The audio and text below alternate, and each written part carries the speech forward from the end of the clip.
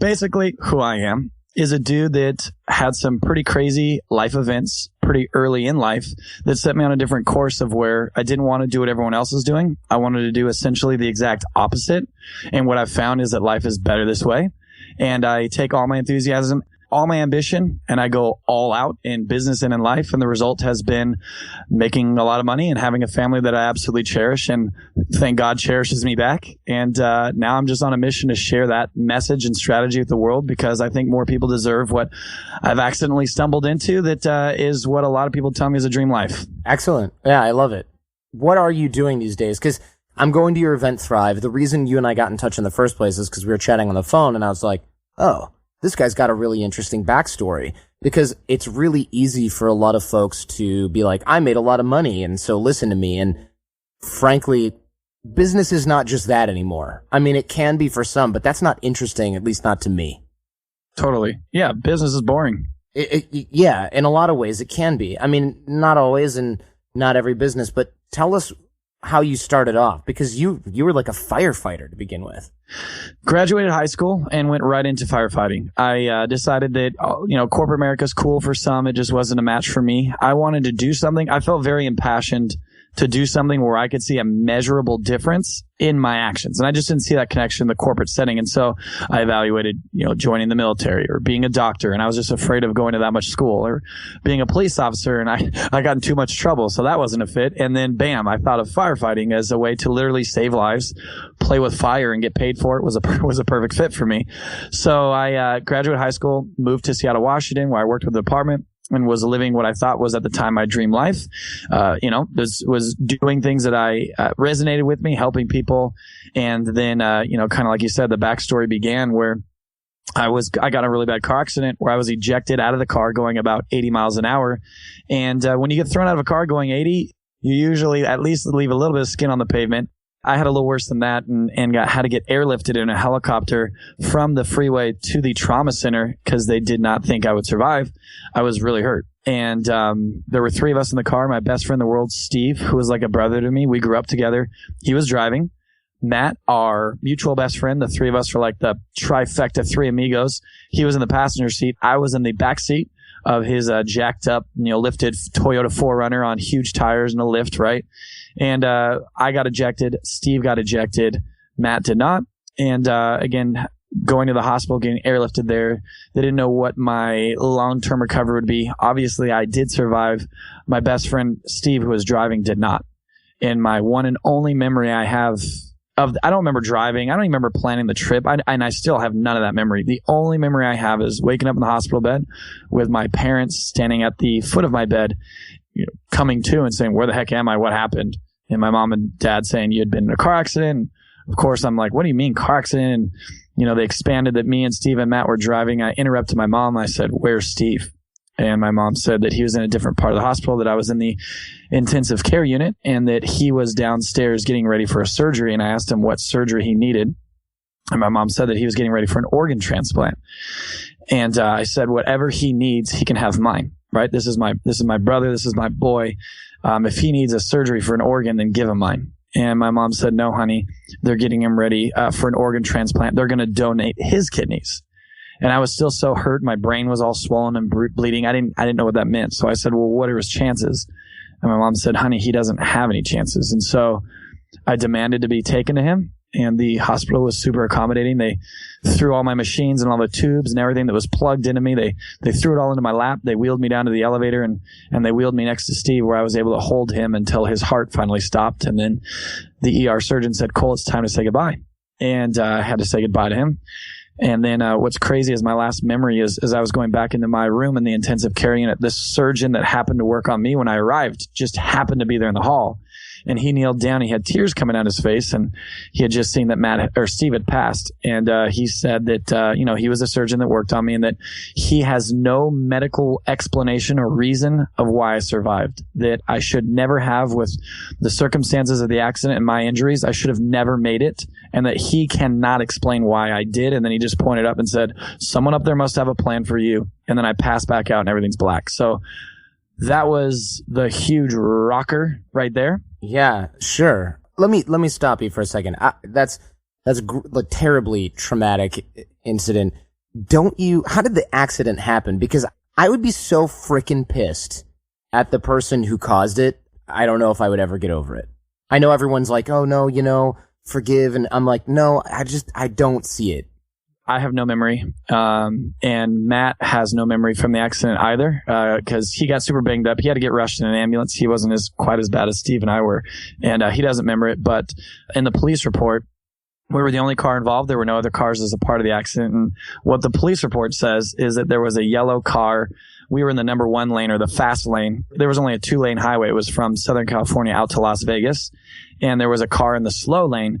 And as we were passing the car, they did not check their blind spot or whatever. And according to the police report, they swerved into our lane, which caused Steve to swerve to avoid hitting them, which put us into the dirt center divider. And in a lifted, top-heavy 4Runner on dirt at 80 miles an hour, we lost control and started flipping. And as we were flipping, both Steve and I were ejected. And then, of course, again, I don't remember this, but assuming that yellow car was there and that the witness that saw it, they just left. What?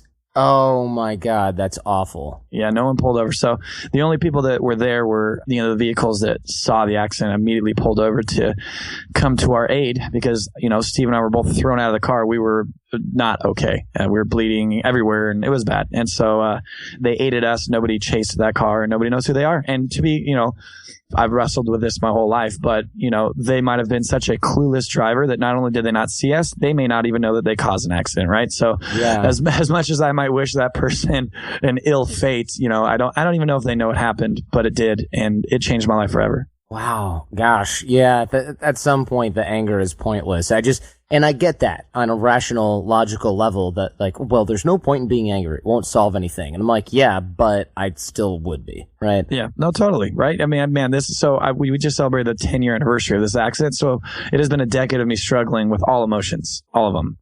Obviously, after a decade, I can now talk about it and keep my composure. But it is this event and then the one that immediately followed were the two greatest events in both a good and bad way ever. And so, I've learned to take this experience and make good with it. And that's the only thing I can do. Now, there's something else happened shortly thereafter. For God's sakes, Cole, if you just got in a terrible car wreck, that wouldn't be enough, apparently. Right. Not to make light of it, obviously, but tell us what happened after that. So Matt and I survived. Steve did not. And we were grieving the loss of our best friends and both guilty that we survived and he didn't. And I was in a wheelchair immediately after that accident. About 2 months later, I was up and moving around on crutches. And Matt saw me going into a huge depression that I was just withdrawing in like a turtle in the shell and just was not doing well emotionally or psychologically. And so he said, dude, let's go out in the desert and ride our dirt bikes. I know you're still on crutches, but I'll help you and you'll be sitting on your bike and, we'll be mellow. We'll just putt around and just to get you back in away from it all out in the desert, camping, just the boys. Our parents agreed. And as Matt and I and our friend Scott were cruising around the desert, Matt and I fell into a mine shaft. Matt's first. I'm about 30 seconds behind him. Scott's behind me. Matt climbs this little embankment and disappears across the top because when you're at the bottom of a hill looking up, you can only see the rim. You can't see the other side. I then get to the top about 30 seconds later and there was no top. It was a hole. Kind of to explain it visually, it would be almost like an anthole. You're climbing the side and then boom, there's just a hole in the middle. It's like a volcano, right? Where you get to the top and you're like, oh my God, there's a huge hole here. Yeah. And so that hole was 20 by 10 feet wide and I fell in. And on my way down, I was able to reach out and grab a bush that was no bigger than a trash can. Or when I say trash can, like one of those ones that you have in your bathroom that are like shin high. It was a very little bush. And I was able to hang on with one arm and just look down in the hole of darkness. And luckily, Scott kind of saw what happened. He was a little bit more to the left than I was. And so he did the only thing he could have and literally laid his bike down and fell off of it because he wouldn't have stopped in time if he hit his brake. So he comes tumbling to a stop at the edge of the hole, runs over, grabs me by my armpits, pulls me out. We didn't want to believe Matt was in there. So Scott got back on his bike, started it, continued on, came right back and said, dude, I could see, from this vantage point, I could see everywhere. He's in the hole. And we called 911. Yeah, long story short, the fire department arrived, the police arrived, the helicopters were circling the desert to see if he had gone off and gotten hurt somewhere else and was lost or something. And it took them 7 hours until the police chaplain said, I need to speak with the family. And so he pulled me aside with my parents who had been called out there, Matt's mom and dad, and then Steve's mom and dad, who had just passed away 2 months earlier. And then a couple of friends and family from our church were there as well. And the police chaplain said, hey, we have an update for you. Because at this time, we had no idea what was going on. And he said, this hole is an abandoned mine shaft. Apparently, the silver mining company came and dug out all the silver and left the hole, without a fence, without a sign. We didn't fill it in or cover it. And said that the bad news is with these types of mine shafts, once you fall in them, there are so many different canals and caves and inlets that sometimes people fall in and they never get found again. He said the good news is we did find Matt. The bad news is this is the deepest mine shaft I've ever seen in my life. It's 780 feet deep. Matt fell all the way to the bottom and he's dead. Oh, my God.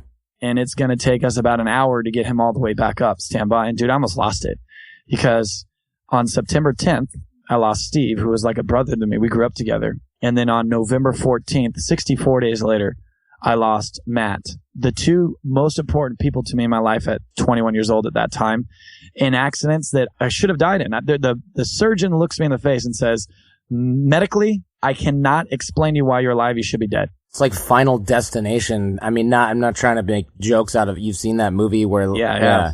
That's just crazy. I mean, it's so awful. And you guys are all young guys, and what you were doing was not inherently irresponsible. You're just dirt biking in the desert. Just dirt biking in a very popular dirt biking area. I mean, it wasn't even like we were where we weren't supposed to be. It was just there are thousands of riders that are out there, and sadly, a lot of them fall in these holes. And I guess the problem is about 40,000 unmarked mine shafts in the Southern California desert. So they just kind of say there's no point of even doing anything about it because there's too many. And so that's a really crappy logical progress. Like, hey man, this is so effed up that it would just be too much work to do anything. So we're just going to ignore the problem. And people die all the time. That makes me a little angry and is also kind of like a terrible nightmare falling in something like that. I mean, it's like 127 hours where the boulder rolls on the guy's arm and he's stuck there because you could fall down that and like break your back and just be stuck there. Absolutely. Yeah. Well, so if I hadn't reached the bush, then I would have fallen all the way in and Scott would have come with me. We would have been missing people. Our parents would have finally, after a day or two, having not heard of us, gone looking for us because they knew where we were. They would have found our camp, the truck, our tent, the fire, the chairs, everything, the coolers, and would have never, ever known where we were. We would have disappeared without a trace. They would have never found our bikes because they fell in with us, right? So, it's scary. And the fact that happened 2 months after the car accident, here I am now 21 years old. I had so much grief of losing the two closest people to me, but I had equally as much guilt that I survived and they didn't. And it put me in this weird place of never being suicidal. I didn't want to hurt myself, but I did not want to be alive. I felt so guilty every time I'd see Steve's mom and dad and Matt's mom and dad. I couldn't even look at them because their sons were gone, but I made it. And I felt so guilty for being alive that I didn't know how to process that. And so I was still on very heavy pain medicine from my car accident. I was on like heavy narcotics because, when I say I got in a hurt, I was in a hurt car accident. I was really effed up. And so I realized that if I took my Vicodins and hydrocodone and all these things and drank straight hard alcohol with it, I could pass out. And I started doing that and telling no one. And I had to move back home with mom and dad. Obviously, I was so hurt after the car accident. I was back home with mom and dad. I had to be carried to and from the bath by my buddies. And, that's a whole nother story. Yeah, like slightly ridiculous visual. Yeah. You're just like so helpless at that point, right? Dude, there's a good friend of mine. His name is Dylan. And we grew up together as well. He lived right across the street. And talk about being a bro. So I couldn't walk at all. And my parents at that time were both working jobs where they had to leave in the morning. And Dylan would literally set his alarm clock, wake up, walk across the street to pick me up and take me to the toilet so I could pee in the morning. Right. And then carry me back and go home and go back to bed because when my parents were gone, I was immobile to the point, like, talk about being a bro, right? Just literally. And then all my buddies took turns of carrying me around and feeding me. So being back at my parents' house, right, I would go into my bedroom when no one knew. I would pop these pills and just drink until I passed out. And I'd fall asleep like 4 o'clock in the morning, wouldn't wake up till like 11 o'clock the next day. And I did that for about a month of just not wanting to be alive until I hit my aha moment. And then that's kind of where everything changed for me. I got a new vigor and a new reason to live. And I went out there and I'm doing the best I can with the time I have. Oh, yeah, totally. And absolutely depression. But again, guilt was probably the greatest of being depressed and grieving, but guilt that I was alive. Like I felt guilty for every breath I took that I'm here and they're not. And it didn't make sense to me. And so, to have heard that my two best friends had died, I would have been depressed. But should have been dead with them and be the only survivor of the three of us, I didn't know how to process it at all. How did you get out of that? December 18th, I just popped my pills. I just poured my drink. So the car accident was September 10th. The mine shaft accident was November 14th. A month later, December 18th. I'm at my bedroom at my parents' house. I popped my pills, just poured myself a drink. I was getting ready to knock myself out. I'm like yelling to God, like, you screwed up, God. You killed the wrong people. Like, I should be dead, not them. Like, you totally blew it. Like, get it straight, whatever. Just yelling and talking to Steve and Matt, just totally out loud. If I was home alone at the time, but if anyone was home, they would have been like, what are you doing? And I'm yelling to Steve and Matt, and I was just telling them that it gets me emotional still, but that I was sorry that I made it and they didn't, and that it wasn't fair, and that I would rather be dead and have one of them or both of them be alive. And so I was just yelling and ranting, and then it clicked, and I said, you know what? For me to just waste my life and feel sorry for myself would be a complete waste of their lives. And so what I'm going to do instead is I'm going to do everything I can with my life to make a difference, to make their lives matter, to tell their story like I'm doing now, and to carry their legacies on, so that when I get to see them face to face again, and I will, and when I get to see my creator, I can point back down at my life and say, I used every skill, every opportunity, every ability. I used every moment. I left it all down there on the field. I left nothing behind, and I did it all for you guys. And so I felt robbed that they had died for no reason, and we weren't being irresponsible, like just minding our own businesses. It was two stupid accidents. So I felt like they were stolen from me. And so I said, you know what? I'm going to make their lives matter by pushing my life to do more for them than I ever would have, to live at least a life good enough for three. So when I see them, I could say, because your time was cut short, I did enough for all of us. And I turned to philanthropy. I started a nonprofit January, about 12 days or 15 days later. Learned out very quickly that nonprofits are not profitable and that I needed to make money. So my philanthropic heart of wanting to change the world for Steve and Matt was cut short by being broke. So I said, screw it. I need to learn how to be an entrepreneur and make a ton of money. And so I took my ambition, my enthusiasm into entrepreneurship, gave it everything I've got, and have made millions, have lost millions, but I'm way on top financially when all the dust settles.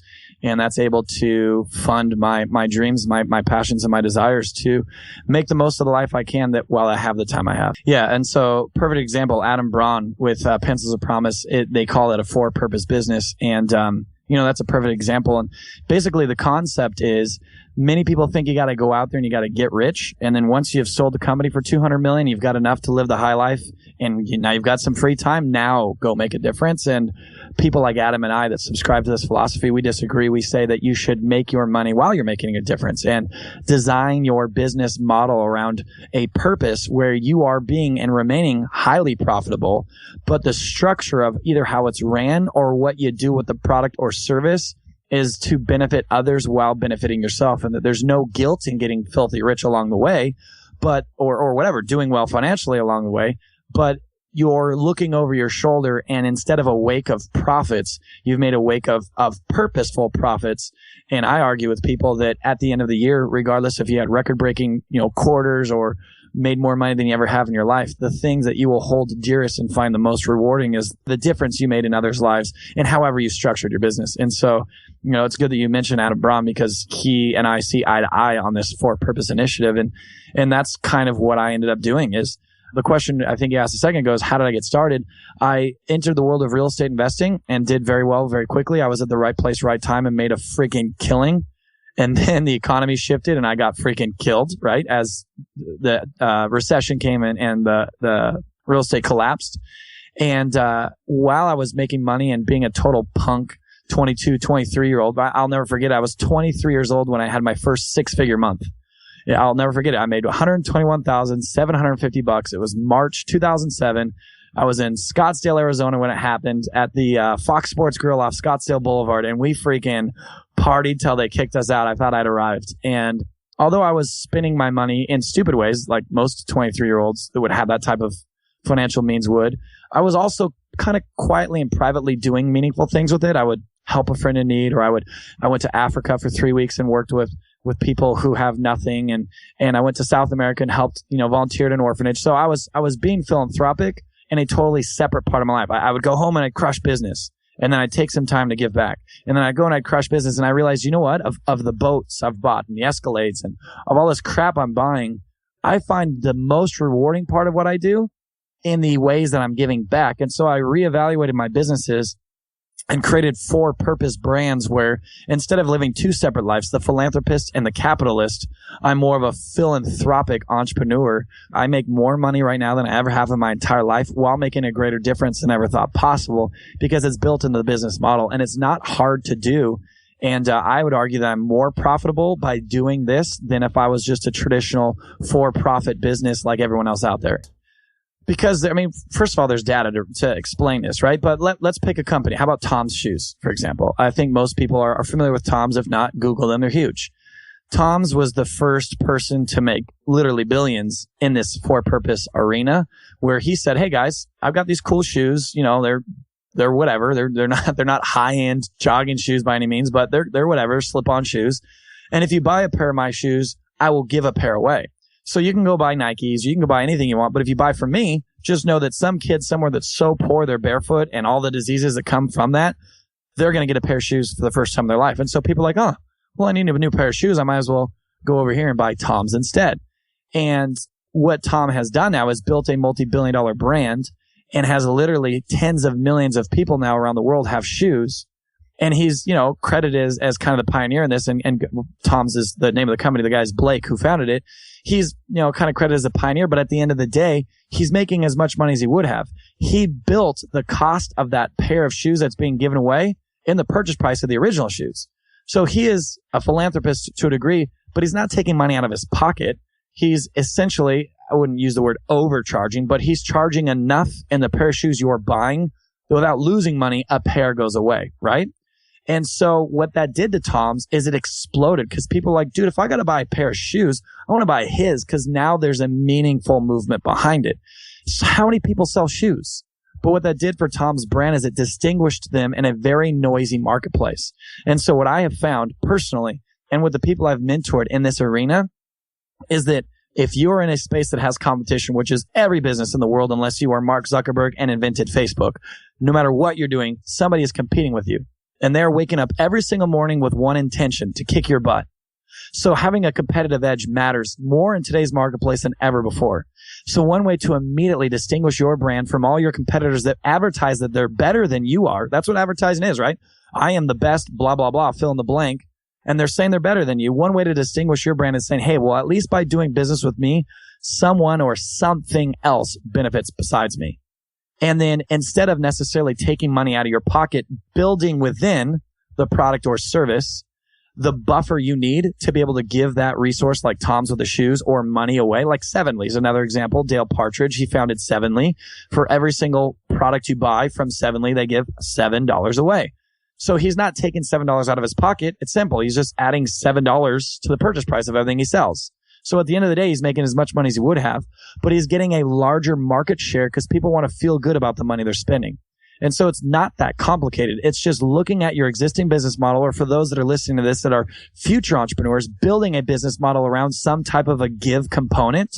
And it's going to do 2 things for you. Number one, it's going to distinguish your brand. Therefore, I would argue, and has proven, to get you a larger part of the market share. That means more money. But at the end of the day, when you've spent your 12 months and it's December 31st and you're toasting whoever you're with for the end of that year and you look back at your 12 months of work, regardless of the money you've made, whatever that give aspect was. So for Tom's, the tens of millions of pairs of shoes he gave away, or for Sevenly, the millions of dollars worth of actual cash they gave away, I can guarantee you'll be happier and prouder of that than you are of the profits, the new cars, and the houses you bought yourself along the way. And so that is what I do. Give myself therapy of dealing with the loss of Steve and Matt, is making as big of an impact in that arena as I can, making as much money as I possibly can, because that means that the biggest difference is also being made. Not feeling guilty about my worth and the money I'm making, but being most proud of the difference I'm able to make. And it's not, like I said, it's not hard to do, and we show a lot of people how to do it. So let me answer your question. How does someone do this? It's not difficult at all. There's like a perfect formula for this. Number one, obviously you need to decide that this matters because there's a lot of people, Jordan, and you know this, and I love this, that think I'm crazy. If everyone loved what I'm doing, then that means I don't stand for anything. I've heard a couple of quotes, right? If no one opposes you, then you're not doing anything that matters. So I get my, people throwing rocks at my idea. You idiot. Like, why would you give money away? You freaking retard or whatever, right? But so the reality is, number one, you need to decide that you don't want to just be this for-profit capitalist out there that is racing to make as much money as you possibly can to buy yourself as much crap as you can, because I assure you, you'll never have enough. Every time I've gotten to a new income level and upgraded my life, I then look at the next level and I want to continue to aspire, right? That's chasing the wind. And that's good. That's ambition. But that shouldn't be your purpose, right? So number one, you got to subscribe that making a measurable impact in the world matters. Number two, you got to find a cause or an initiative that resonates with you. Not everyone's passionate about underprivileged children. Not everyone is passionate about animals. Not everyone is passionate about kids with autism. Yet there are certain individuals that is what keeps them up at night, what they think about the most. So find some type of a cause you want to believe in. And then here's the thing. You have to see a measurable difference with the resources and the impact you're making. And that is so huge, Jordan. When you just write a check, and by the way, I'm not saying don't, but when you just write a check to a charity, you feel good, but you didn't get to see your money matter. You just know, hey, I did something very charitable and now that organization can use it. Instead of writing a check to a charity that buys groceries for homeless people, go to the grocery store, buy groceries, create bags of kits where you've got toothpaste, toothbrushes, deodorant, socks, and then a week's worth of groceries. Put them in 20 bags, throw them in the back of your freaking car, go hang out where you know that there are a lot of people in need, and go personally pass out those bags and watch the tears come down their face and sit on the curb next to them and just chit chat with them about their life. When's the last time anyone ever had a conversation with them like you're at a Starbucks and not on the side of the road where they live? And seeing the measurable difference in how you're spending your money is what keeps you motivated. So number one, decide that this matters. Number two, find an outlet, or whether it's an established organization or it's you just doing things like that totally on your own, where you can literally see your money mattering and it's not just getting put into a big fund where you hope it's being spent the right way. And then the third is designing a business that funds that initiative, whether it be directly giving away your product like Tom's did, or directly giving money away like Sevenly does, figuring out what makes sense for you. Oh, and there's a third aspect. I have a friend who owns a company who he only hires vets, men and women who have fought for our freedom that might be struggling with PTSD and struggle to keep a solid job. He has a mandatory program that they have to participate in, but if they do that, he will always provide employment for them. And although he keeps all of his profits as well and doesn't have a give aspect, he only employs people who otherwise would be deemed quote unquote unemployable because they're struggling with PTSD or whatever. And so within his business model, the way he's making money matters there as well. So that's kind of the three outlets. And then it's understanding branding and knowing that as soon as you can legitimize the difference you're making in the world, you now can, with credibility, distinguish your brand in a noisy environment of everyone saying they can do what you do better, and then owning that. So my argument is you'll make more money because you'll get a larger market share. Let's say you don't. Right. I assure you that even though you've taken a quote unquote loss of inventory or loss of potential earnings because you didn't figure out a way to build it into the product or service, let's just say you took a loss. Well, what did you lose? Nothing, because you changed people's lives forever. Consider that an investment. And that's why I'm kind of playing with this phrase. And a good friend of mine, Jeff, kind of came up with it. He's like, Cole, what you're doing is you're actually buying happiness. The world says you can't buy happiness, but you kind of are, Cole. But it's not what you buy for yourself. It's what you're buying for others. And therefore you are buying your happiness. And I was like, hey, that's kind of catchy. I'm going to run with that. And so this is essentially, let's say at the end of the year, you do take a loss. Guess what? You just bought happiness because the money you would have had that you didn't went to something that resonated with you, and you get to see the measurable difference and changes in those people's lives. Boom.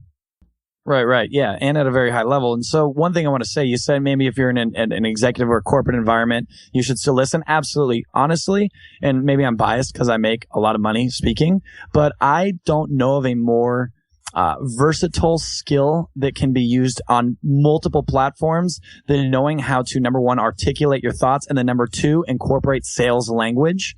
With funnels, right? We call it copy. As soon as it's on the internet, it's copy. And being able to use words that get people to opt into your email or buy your product or whatever, how important that copy is.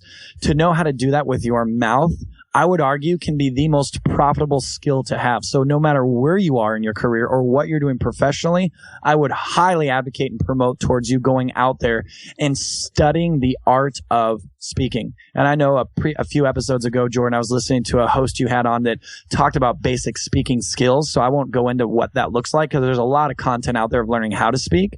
But you just need to recognize that it doesn't matter where you are. Being able to stand on a stage and freaking nail it and move people to action is important. How I did that was studying literally like Tony Robbins. I watched probably 400 hours of him on YouTube, on his websites, even if it was a 30-second clip or like you can find some hour and a half talks he's done. And I did not listen to what he was saying, but I listened to what he was doing, how he was phrasing things, how he was framing things, how he was creating loops and then solving his loops later on with what led towards his product, etc. And I did a little bit of R&D, and you know what R&D stands for, right? Sure. Research and development. Not in this case. In this case, it's rip off and duplicate, right? Okay, what's that? Just that. I saw Tony and I saw what he was doing, so I ripped off and duplicated it, right? So you can own that one now. Do a little R&D, rip off and duplicate. And so I started taking free speaking gigs. I literally lost money, and I would get hired to speak in Phoenix, and I would literally lose money because I would pay for the flight and the hotel room to be there and did not get paid to be there because I had to pay my dues. And so many people see where I am now in my speaking career and think it was easy. I worked my way to where I am by being willing to do the small gigs. I literally would speak to 5 people if someone would give me the opportunity to refine my skill and get good at it. And then once I felt I had a shot, I started pitching people on letting me speak for them. And I started getting some paid gigs, not because I was this multi-best-selling author. And here's a big learning lesson for your audience. Most people think that the way you make money speaking is because you're a multi-best-selling New York Times author, you're a multimillionaire, you're a celebrity, and people pay you to show up. That's traditional. But most of the way I make money is I don't get paid anything unless I sell something for that person on stage. And so what I started doing is my niche at the time was real estate.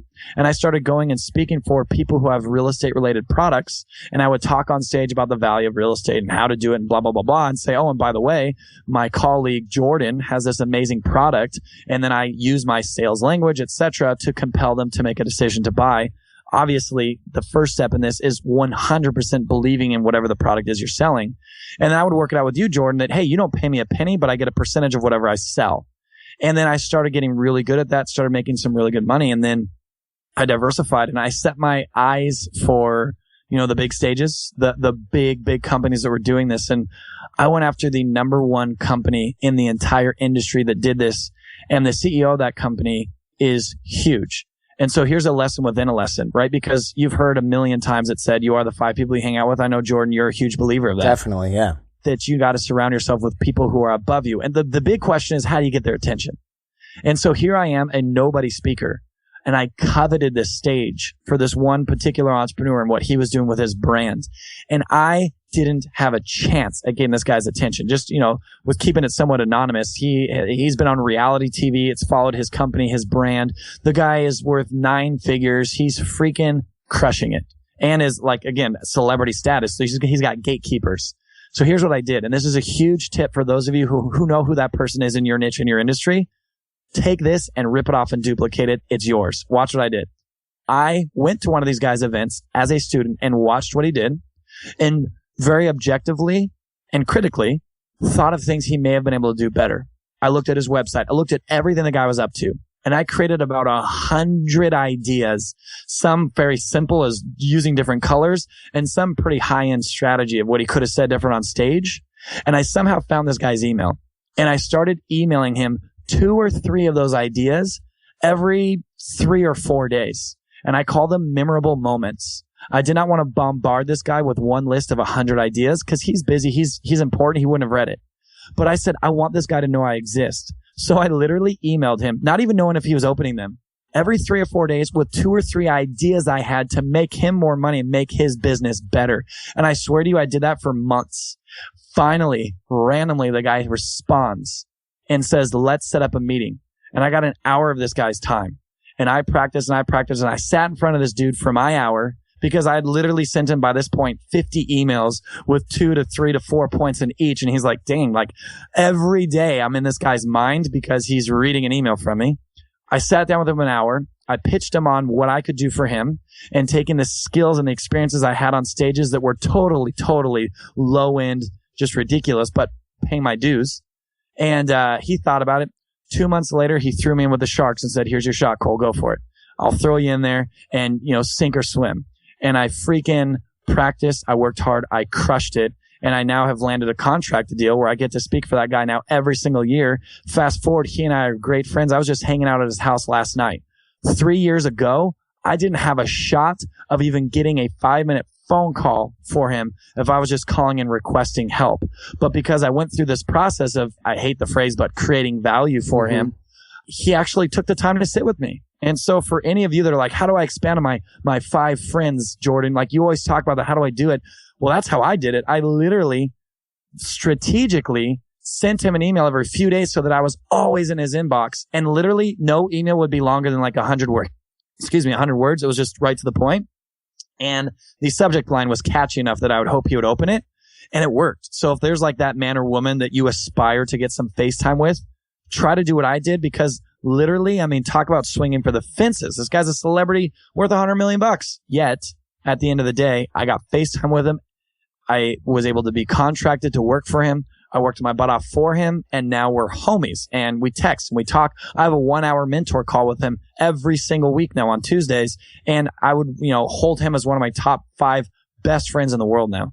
So that was kind of a lesson within a lesson, and then that developed my speaking career, where now that I was on that guy's stages, now everybody wants me to speak for them, and, I show up most of the time saying, hey, whatever happens, whatever sells, I get a piece of. And, I'll be at events where the product could be $20,000, $30,000, $40,000. And if I have vetted that product and know that it's worth my energy and that I can believe in it, then I'll always help that person sell it with the skill that I've developed, and they pay me a piece of it. And there have been speaking events where I'll get paid 6 figures for showing up because of the percentage of sales that I got that I helped create. And so you add it all up, and, I have been at or above 7 figures a year the last 3 consecutive years through none of my business activity and through speaking alone. And very few of that was, hey, Cole, I'll pay you 30 grand to show up and talk for an hour. Almost all of it was me building relationships with people who have brands that have products for sale, where I show up. And again, I want to say it one more time, I'm not hawking crap from stage. The only time I would ever do this is because I believe in the person running the company, and I believe the product actually helps people. But using the skill that I've developed, where I say, don't pay me anything, but I get a piece of the sales, I help them sell, and you add it all up, and it's been 7 figures for me. And at the end of the day, I'm helping people enroll in programs that's changing their lives forever. That is so awesome. I love the fact that you're leveraging it. You're like a mercenary, like a speaking mercenary. Totally. Yeah. And that's why I reaffirmed that skill. Like, you guys need to understand this. Regardless of what you're doing right now, I am a valuable asset to people because I have learned through 6 years of doing this now. It's not like this came overnight, of how to articulate things and frame things in a way that gets people to move to action in an authentic way. It's not like I'm hypnotizing people to buy crap they shouldn't.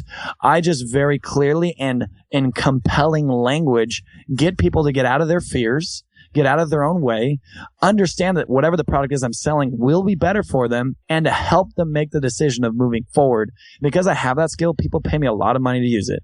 Be about. So back to the conversation we were having a few minutes ago of having a for-purpose aspect.